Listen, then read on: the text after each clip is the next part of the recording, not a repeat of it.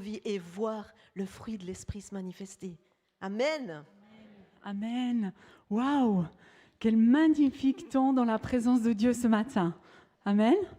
Il y a des gens qui ont aimé. Un peu plus que ça. Est-ce qu'on peut remercier l'équipe de louanges, l'équipe technique, tous ceux qui se sont préparés, qui se sont levés très tôt ce matin pour venir nous bénir en nous attirant dans la présence de Dieu. Waouh, moi j'ai tellement aimé. J'ai tellement aimé ce moment-là avec Jésus. Et vous savez, être dans l'église, c'est quelque chose de magnifique, c'est quelque chose qui m'anime depuis des années. L'église locale, pour moi, c'est ma passion. Ma première passion, c'est Jésus. Ensuite, il y a ma famille, mais après, il y a l'église. J'aime trop l'église locale, j'aime trop qu'on puisse se rassembler. Et franchement, c'est vrai, j'habite Vevey, il y a une église là-bas qui se rassemble ce matin, mais j'ai l'impression d'être chez moi ici. Et c'est trop beau, c'est ça le royaume de Dieu. Vous pouvez aller en Inde, vous pouvez aller n'importe où en Afrique. Vous êtes là en train de louer Dieu de tout votre cœur, vous l'adorez. Et vous dites, c'est le ciel, je suis à la maison. Yes.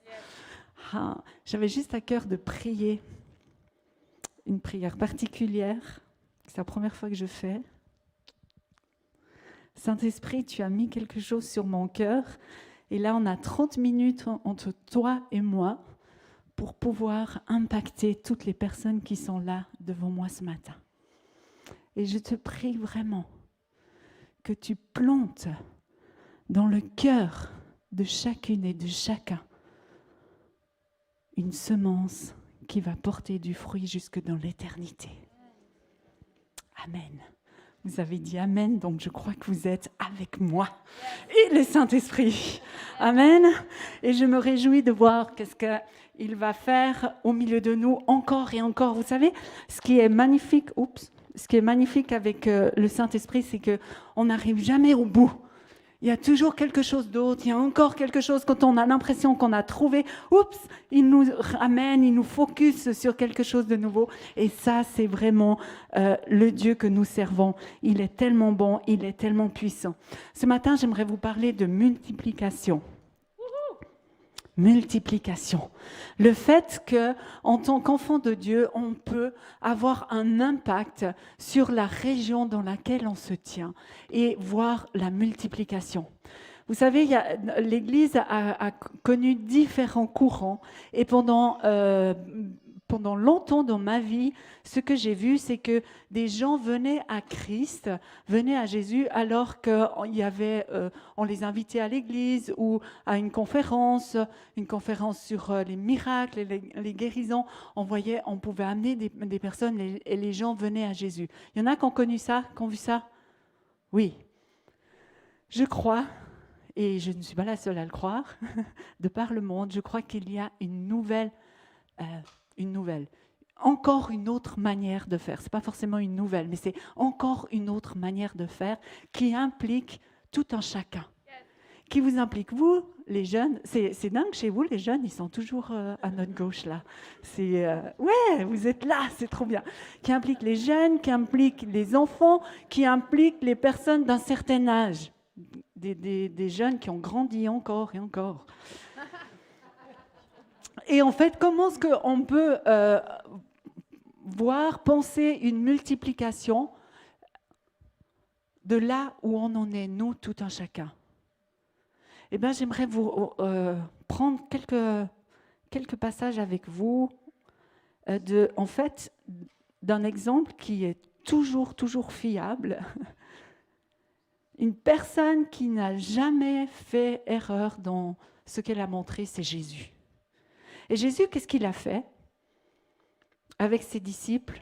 On va voir Jésus, on va voir Paul avec l'Église primitive et ensuite on va arriver à nous, n'est-ce pas? Le but de Jésus était de montrer aux disciples une nouvelle manière de vivre leur foi. Il voulait leur montrer aussi une nouvelle façon d'être connectés avec Dieu le Père, parce qu'ils avaient appris tout ce qui était sous la loi. Il voulait faire d'eux des futurs apôtres qui allaient bouleverser leur entourage. Il voulait leur apprendre à œuvrer avec la puissance du Saint-Esprit en eux, ce qui était nouveau. Et en fait, qu'est-ce qu'il a fait Jésus? Il est allé vers 12 personnes et il a dit « Toi, suis-moi ». Et ce qui est fou, c'est que les gens l'ont fait. Mais après, il a dit « Toi, suis-moi. Toi, suis-moi. Toi, suis-moi. » Paul avait aussi ce désir profond de lever des personnes, d'encourager des personnes. Et en fait, aux Philippiens, il écrit ceci, il dit, Philippiens 3, verset 12, « Frères et sœurs, imitez-moi. » Imitez-moi. Waouh! À qui, en toute honnêteté, à qui c'est la dernière fois que tu as dit à quelqu'un, écoute, imite-moi? Imitez-moi. Paul, il écrit à toute une église, imitez-moi, frères et sœurs, imitez-moi. Nous avons donné l'exemple. Il dit, nous avons donné l'exemple, parce que Paul n'était pas seul. Nous avons donné l'exemple. Alors, regardez ceux qui vivent en suivant cet exemple. Est-ce que, déjà, première question que je te pose ce matin, est-ce que tu es un exemple? Et là, j'aimerais juste casser quelque chose en moi qui m'a pour tout le monde, qui m'a pénalisé pendant des années.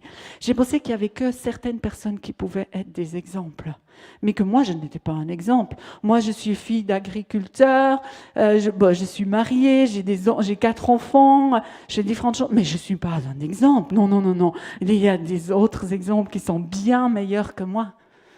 Et en fait, ça, c'est l'ennemi de notre âme qui veut nous mettre une pression sur qui nous sommes, parce qu'on n'est jamais assez bien, on n'est jamais assez parfait. Donc, je le ferai peut-être quand ça ira mieux pour moi. Taratata. Nous sommes un exemple. Nous sommes des exemples. Alors, Paul encourageait les Philippiens, mais pas que les Philippiens, aussi d'autres églises, à les suivre. En fait, l'Église primitive abondait dans ce sens-là. En fait, au tout début de l'Église, il y avait qu'est-ce qui s'est passé? C'est que le Saint-Esprit est venu à la Pentecôte. Et à la Pentecôte, dans les Actes, si vous relisez, vous verrez qu'il y avait des personnes qui venaient de différentes régions, de différentes villes, de Rome, Philippe, différentes régions. Et ces gens-là ont reçu, faisaient partie des 3000 personnes qui ont reçu le Saint-Esprit. Et qu'est-ce qu'ils ont fait, ces gens-là? Peut-être qu'ils sont restés pendant un petit moment à Jérusalem avec les disciples. Peut-être qu'ils sont restés, ils ont entendu 2-3 choses. Peut-être bien que les disciples ont dit, tu sais pas quoi, Jésus, quand il était avec nous, il a chassé, il a fait arrêter une tempête, il a chassé des démons. Il y a 3000 porcs qui sont partis, en bas une falaise. Très certainement, parce que les disciples, ils avaient vécu tout ça et ça devait vibrer en vous. Quand vous avez vécu la gloire de Dieu, vous avez envie de le partager, vous avez envie de le donner, n'est-ce pas? Donc les disciples ont très certainement fait ça avec les gens qui étaient là à Jérusalem pendant ce jour de la Pentecôte. Et en fait, ensuite, ils sont repartis. Et vous savez, à l'époque, il n'y avait pas les smartphones, il n'y avait pas, tu ne pouvais pas vite télécharger la Bible. Déjà, la Bible avec le Nouveau Testament, elle n'était pas là. Il n'y avait pas tout ça. Ils ne pouvaient pas vite s'appeler et puis dire, écoute, viens m'aider, il y a un démon à chasser là, est-ce que tu peux venir m'aider? Il n'y avait pas tout ça. Mais ils avaient le Saint-Esprit. Comme nous avons le Saint-Esprit en nous. Et quand Paul revient bien des années plus tard à Rome, il y a déjà toute une communauté de personnes qui se rassemblaient. Où? Dans leur maison. Dans leur maison. Ils se rassemblaient et ils étaient là en train de vivre des choses puissantes avec le Saint-Esprit. Et comment peut-être, je ne sais pas combien il y avait de Romains qui sont venus à Jérusalem à la Pentecôte, mais imaginons peut-être 300, 500, j'en sais rien. Mais pour qu'il y en ait ensuite tellement d'autres qui soient sauvés, qu'est-ce qu'ils ont fait, ces Romains qui étaient venus à Jérusalem? Ils ont parlé, ils ont raconté ce qu'ils ont vécu. Des choses folles, des langues de feu, des choses incroyables. Et probablement que dans les maisons, qu'est-ce qu'ils faisaient? Ils mangeaient ensemble. C'est ce qu'on fait dans une maison, n'est-ce pas? Yes. Quand vous invitez quelqu'un, vous mangez avec la plupart du temps. En tout cas, nous, quand on a invité, on a souvent des bons repas. Comme hier soir, par exemple, c'était magnifique. Et je pense que les gens aussi, ils priaient ensemble. Et puis, ils exerçaient les dons spirituels. Ce qu'on a expliqué hier dans la journée, eh ben, ces gens-là le faisaient. Et qu'est-ce qui s'est passé? Eh ben, dans leur maison, ils ont vu des personnes se tourner vers Jésus. Waouh! Waouh! Et en fait, on pense que quand Paul arrive à Rome, il y avait déjà des centaines de maisons où les gens exerçaient le ministère. C'est dingue! Des centaines. Imaginez ici des centaines de maisons à Neuchâtel où c'est vraiment le point chaud bouillant pour Jésus. Imaginez. Et je sais qu'au milieu de vous, il y en a qui se sont déjà levés dans cette démarche. Est-ce qu'il y a des responsables ici sur la galerie? Est-ce qu'il y a des responsables de, comment tu m'as dit que tu vous les appelais? Groupe Connect. Est-ce qu'il y en a qui... Oui, levez-vous pendant un moment. On va les applaudir. Oui, regardez. Waouh! Moi, je suis fière de vous. Je sais ce que ça veut dire que d'ouvrir sa maison régulièrement pour des personnes. Félicitations et je sais que vous allez encore voir de grandes choses dans vos maisons. Vous allez voir la puissance de Dieu être manifestée dans vos maisons.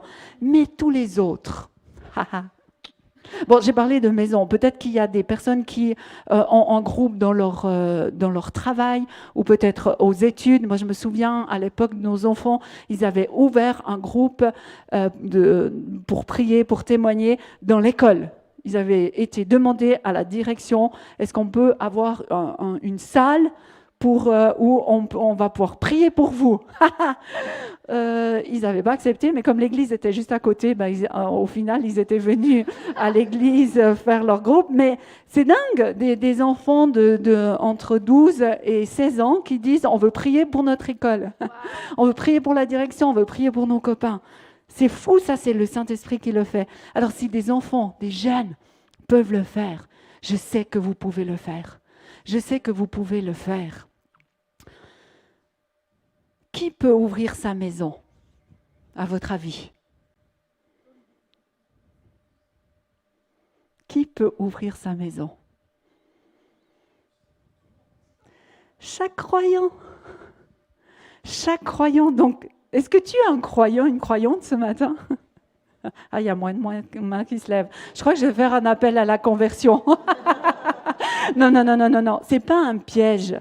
C'est pas un piège. Mais si je suis croyante, si j'aime Jésus, si j'ai donné mon cœur à Jésus, eh ben, je suis un exemple pour quelqu'un d'autre. N'est-ce pas? Je suis un exemple pour quelqu'un d'autre.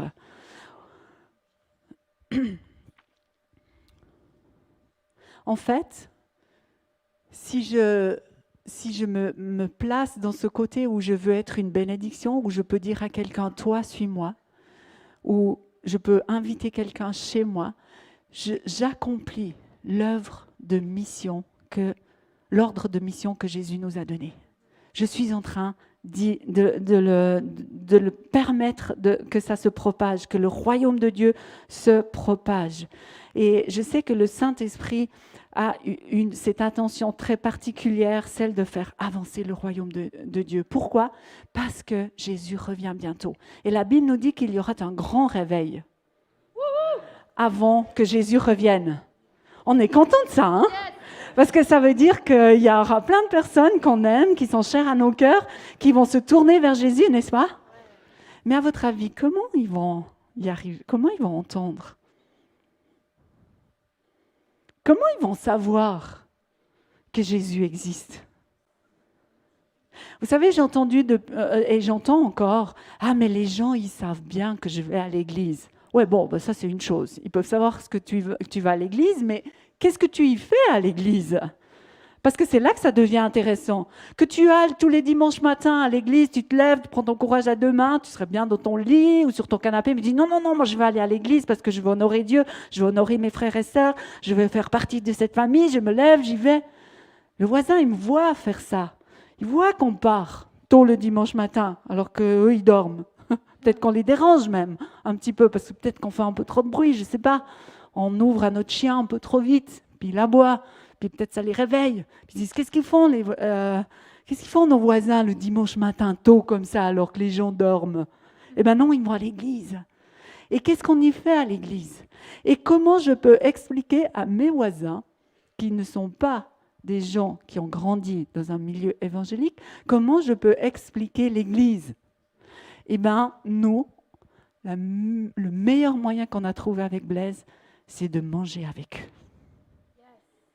Manger avec eux. Et Blaise l'a raconté hier, on a même été invités à l'anniversaire de lui, et on était les papilles au milieu de jeunes qui tiraient des joints et tout. C'était c'était quelque chose d'un peu particulier, mais c'était bien. Pourquoi? Parce qu'on pouvait être avec les personnes qui étaient là et ils nous posaient des questions parce qu'évidemment, toi tu t'intéresses aux gens et tu es là et tu dis tu fais quoi dans la vie? Ah, tu as fait ça. Puis au bout d'un moment, ils sont là puis ils disent et toi tu fais quoi? Et puis là, à ce moment, tu es là, tu dis je suis pasteur. Alors imaginez, quand Blaise dit je suis pasteur, ok, les gens disent ah, t'es pasteur? Mais après, du coup, un échappatoire, il dit, je me tourne vers madame comme ça, on va changer de discussion. Et ils viennent vers moi, ils disent, et toi, tu fais quoi? Je suis pasteur. Non! Où ça? Dans un cinéma? Non! Et qu'est-ce que vous faites? La question, elle vient à un moment donné. Elle vient. Ou si elle ne vient pas, on la provoque. Non, mais gentiment. Du genre, t'invites à manger. Chez nous, avec Blaise, ça fait des années, et avec nos enfants, on l'a fait aussi, c'est qu'avant de manger, on remercie Dieu. Et c'est pas parce qu'on invite nos voisins qu'on va pas remercier Dieu, n'est-ce pas? Quand tu as une bonne habitude, tu essayes de la garder quand même avec tes voisins. Et ce qu'on a fait, c'est qu'on a prié avec nos voisins. On leur a posé la question, on n'a pas dit ah là on prie, fermez les yeux s'il vous plaît, soyez concentrés. Non, on a dit on a une petite habitude, avant de manger, on remercie Dieu pour la nourriture. Est-ce que vous êtes d'accord qu'on le fasse? Vous savez ce qu'ils ont dit? Oui. Et vous savez ce qui s'est passé? C'est qu'eux, ils nous ont réinvités, parce que ça c'est l'avantage en Suisse, je trouve. C'est que tu invites et après on te réinvite. Si ça s'est bien passé, évidemment. Hein, parce que vraiment... Donc, faites que la première fois que vous invitez, ça se passe super bien. Donc, ils nous réinvitent et là, ils nous servent et puis ils ne commençaient pas à manger. Nous, on avait déjà dans notre tête dit merci Jésus pour cette bonne nourriture, merci parce que tu bénis nos voisins, tu les bénis. Et là, lui, il nous fait comme ça. Vous voulez pas faire une prière chez nous? Et qu'est-ce que tu dis, toi, en tant que chrétien? Oui, je veux faire une prière. Pourquoi? Parce que tu amènes. En priant, tu amènes la présence de Dieu. Et tout simple, on n'a pas prêché l'évangile. S'il vous plaît, ne prêchez pas l'évangile de la Genèse à l'Apocalypse. Si les voisins vous disent, prie chez moi. Ne faites pas ça. Et merci Jésus pour ce bon repas, pour les bons voisins qu'on a. Amen. Bon appétit. Est-ce que vous trouvez que c'est compliqué de faire ça? Est-ce que vous allez le faire? Ça, c'est mon autre question. En fait, nous pouvons apprendre à ouvrir notre maison. Et moi, j'aime bien, vous pouvez aller voir sur YouTube, mais peut-être vous l'avez déjà fait, Ma carte Oikos. Peut-être vous connaissez ça. Il y a un petit clip vidéo sur YouTube. Vous mettez Ma carte Oikos et vous allez voir, ils expliquent comment on peut, en tant que chrétiens, personnes qui aiment Jésus, commencer à prier pour les personnes de notre entourage. Parce que j'aimerais vous dire une chose. On croit toujours que l'évangélisation, c'est aller dans la rue. Et c'est bien de le faire. Je le fais, je sors totalement de ma zone de confort quand je fais ça, mais je le fais. On peut aller et être frontal et arriver vers une personne et lui dire on ne se connaît pas, mais moi je connais Jésus et j'aimerais te raconter son histoire. Ça, c'est une possibilité de le faire. Qui c'est qui aime faire ça ici? Ouais, je vous encourage à ne pas y aller seul. Prenez d'autres. Il y avait deux volontaires hein pour dire comme quoi c'est vachement défiant. Hein. Et je confirme, c'est défiant. On y va une fois par semaine avec Blaise et Arnaud, le pasteur qui travaille avec nous. Et chaque fois, allez, on y va. Mais je suis surprise que... moi, je disais toujours, bon, on y va, mais moi, je vais prier dans la rue. J'aime ça. J'aime prier, j'aime demander aux anges de venir, d'envahir les rues et tout ça. Et en fait, comme quand tu le fais régulièrement, au bout d'un moment, tu te dis, bon, ok, maintenant, il faudrait peut-être quand même que j'interpelle quelqu'un. Donc, je suis allée avec des personnes qui le font facilement. Et ils arrêtent là, la personne, lui disent « Ah, je m'appelle tel et tel, je suis avec Edith, on croit en Dieu, et puis on aimerait, est-ce que tu aimerais quand on parle, est-ce que tu as un besoin, est-ce qu'on peut prier pour toi ?» C'est dingue. Et j'ai vu que c'était plus facile que ce que je pensais, en fait, premièrement. Et j'ai vu aussi que, mais particulièrement chez nous, hein, peut-être chez vous c'est différent, mais la jeune génération, si tu leur demandes de prier pour eux, ils sont d'accord. C'est dingue. Donc, tu peux prier pour eux et amener cette présence de Dieu comme ça. Il y a une autre manière de le faire, d'aller dans la rue, c'est en fait de demander au Saint-Esprit une révélation, une parole de connaissance, pour revenir à ce qu'on a expliqué hier. Et puis après, tu vas et tu cherches. J'ai entendu cette histoire. C'est pas moi qui l'ai vécu, mais je l'ai entendu dernièrement, juste pas un gars qui voulait aller, non, qui voulait pas, mais comme on encourageait tout le temps d'aller dans la rue, il a dit, bon, je vais faire quelque chose. Et dans son moment personnel, le matin, il prie, et puis il lève comme ça un petit peu sa tête, et il a un flash vert fluo, juste du vert fluo. Alors, il vient avec le groupe là, qui sortait, puis voilà qu'ils étaient en nombre impair, et voilà qu'ils se retrouvent tout seuls pour aller dans la rue. Et il a juste ça, vert fluo. Alors, il marche, et puis il cherche, je sais pas, et tout à coup, il voit une personne qui a l'air un peu bizarre, comme ça, qui a l'air pas très bien. Et elle avait un chapeau, et sur ce chapeau, il y avait 2 plumes vertes fluo. Ça se voit, hein? 2 plumes vertes fluo. Donc il se dit, oh, j'ai pas reçu vert fluo pour rien. Donc il prend son courage à 2 mains et il va vers cette personne et puis en fait il voit qu'elle est toute, elle avait des bleus, elle était vraiment dans un mauvais état. C'est une personne qui malheureusement était dans la drogue et tout, mais lui il a un cœur pour ces gens-là. Et il voit cette personne puis il dit non mais tu peux pas rester dans la rue comme ça. Il lui offre l'hôtel et tout. Il prie pour elle et elle est tellement impactée. Elle dit waouh mais on n'a jamais été si gentil avec moi, on m'a jamais expliqué une histoire si belle que ça. Mais vous savez quoi, en fait, il y a ma copine dans la rue, elle s'appelle Rosemary. Vous pouvez faire quelque chose pour Rosemary? Et puis lui, dans la rue, c'était dans une grande ville. Rosemary dans une grande ville, wow. Voilà. Et en fait, la deuxième fois qu'il est sorti, parce que ça l'a vraiment encouragé, du coup. Donc, il est retourné. Et en fait, quand il a vu, il arrivait, il y avait un groupe qui était là. Et puis, il les interpelle. De nouveau, là, le même style de personne. Et il les interpelle et puis il dit, je suis désolée, mais est-ce que vous connaîtriez quelqu'un connaîtrait une Rosemary? Et là, comment tu sais mon nom, c'est moi? Vous imaginez 2 sorties, 2 poissons. Et il y a une autre manière d'évangéliser et celle qui me correspond beaucoup plus, c'est d'inviter chez soi, d'être intentionnel avec les membres de notre famille qui ne sont pas sauvés, d'être intentionnel avec nos amis qui ne sont pas sauvés, d'être intentionnel avec nos voisins qui ne sont pas sauvés, d'être intentionnel avec les gens dans notre travail qui ne sont pas sauvés. Donc pour moi, la case, elle est vide parce que, en fait, dans mon travail, les gens sont sauvés. Et dans nos loisirs. Et on s'est fait cette petite carte et en fait, tu mets ton prénom au milieu et puis tu demandes au Saint-Esprit quelle personne tu aimerais toucher dans mes amis proches, chez mes voisins. Et tu commences à prier. C'est le premier point quand on veut ouvrir notre maison.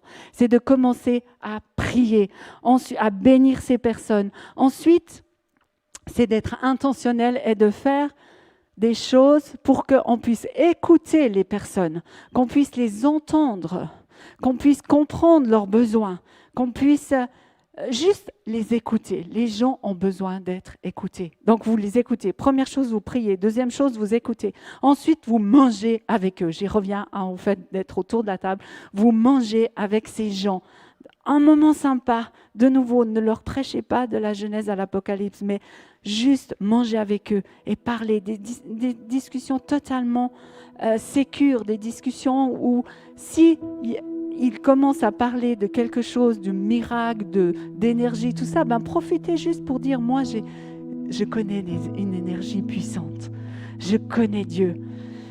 Commencez aussi à les servir. S'ils ont besoin d'aide, faites-le.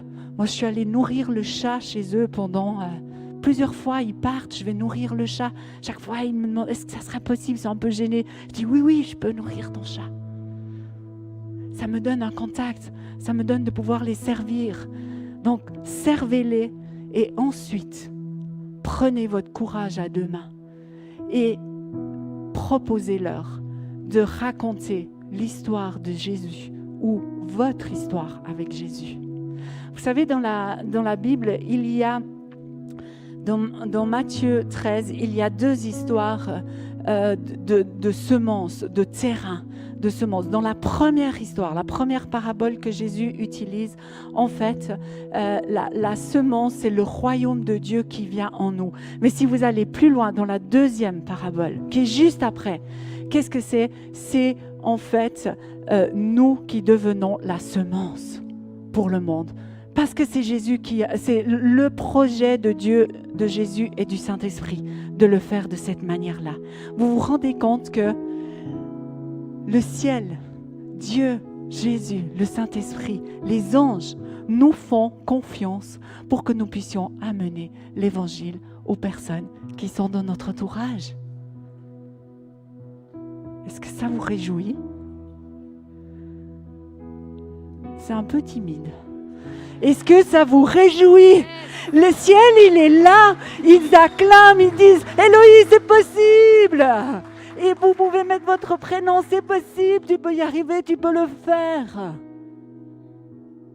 Et comment Neuchâtel, ou le Peseux, ou là où tu habites, imagine ton village, combien de fois tu es venu dans cet endroit, ou combien de fois tu as eu un temps d'intimité avec Dieu et tu t'es dit, si seulement tel et tel pouvait vivre ça, c'est exactement ce qu'il ou elle a besoin. Si seulement. Mais comment cette personne-là va savoir qu'elle aurait pu vivre un temps comme ça si tu ne l'invites pas? Et vous savez, il y a des études qui ont été faites. Beaucoup de personnes, si on les invite, seraient d'accord de venir voir qu'est-ce qu'on vit. Beaucoup de personnes. Alors ma question pour toi ce matin, est-ce que, à quelque part, tu aurais à cœur, en fait, d'ouvrir ta maison?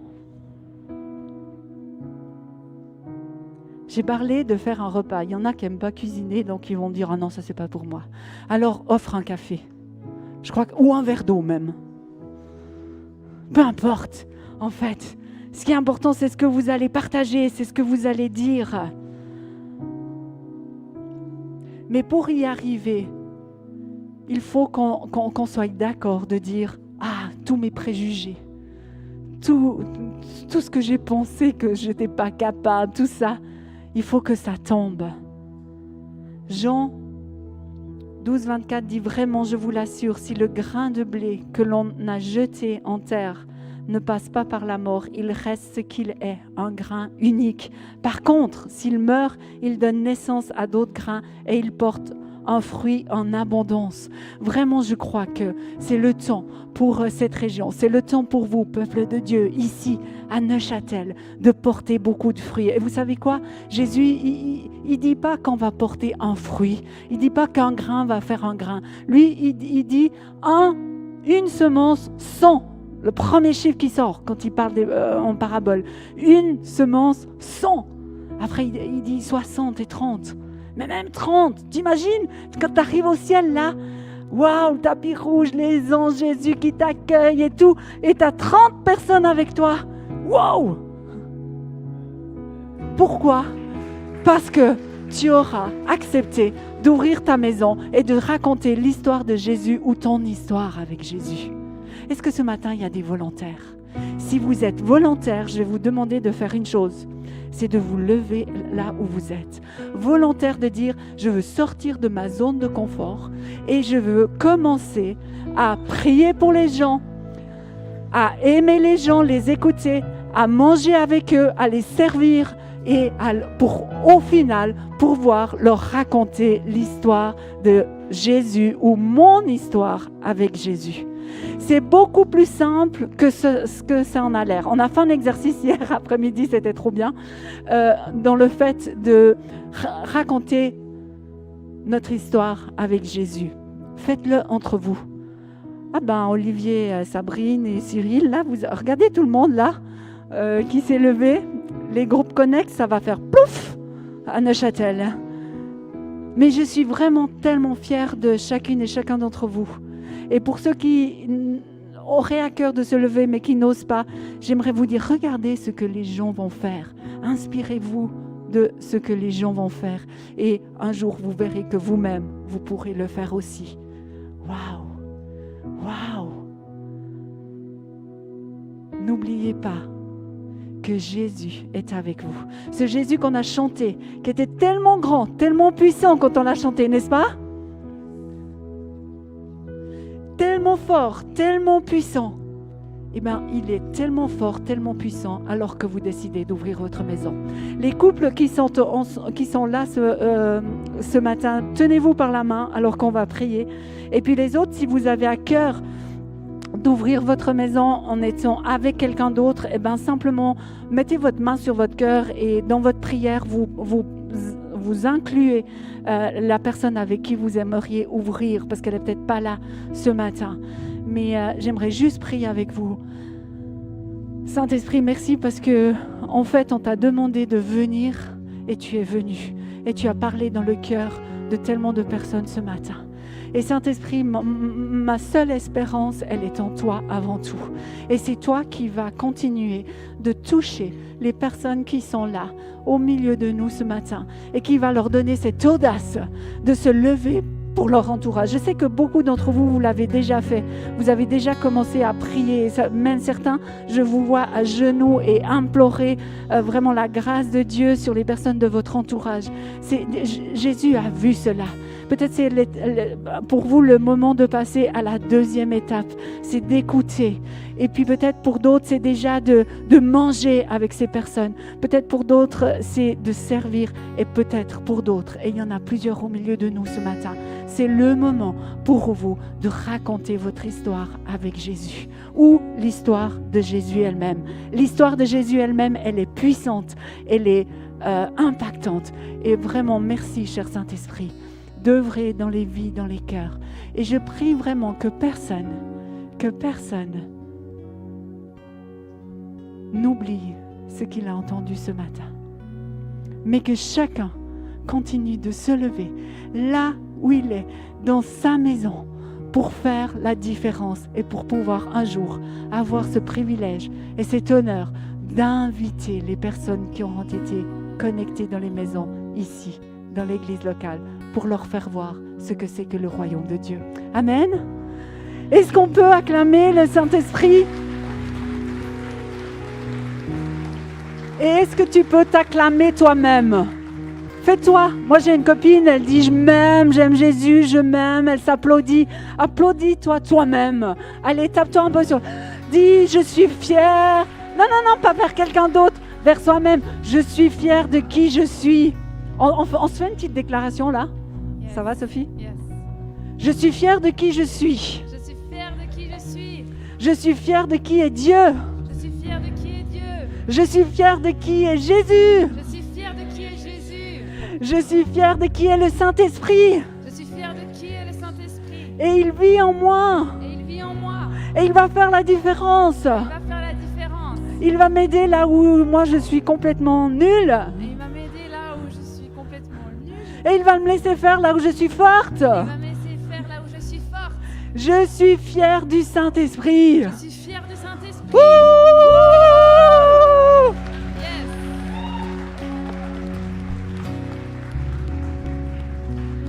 Je suis très très fière de chacune et de chacun d'entre vous.